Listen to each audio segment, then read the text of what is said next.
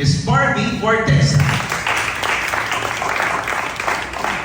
Ayan, hello naman po, Kuya Betong. Thank you so much for hosting today's event.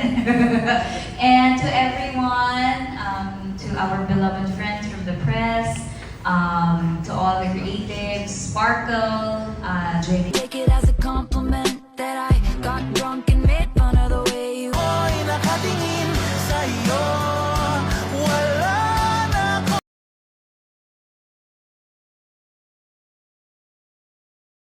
akong ibang mahihiling.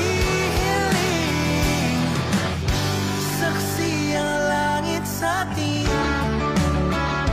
Your smile lights up my world, makes my heart spin. Every time I just dream. With every note she found a way.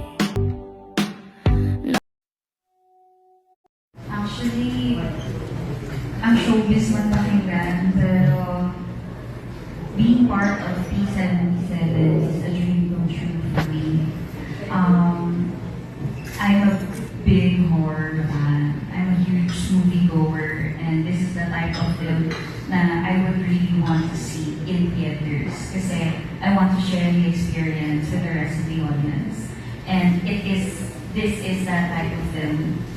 And Hi everyone! Welcome po sa set ng aming Last Shooting Day for P77, isa sa mga horror offerings ng GMA Pictures ngayong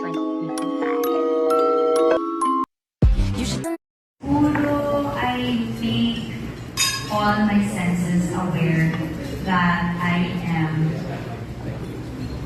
on the set of P77. And I did that intentionally.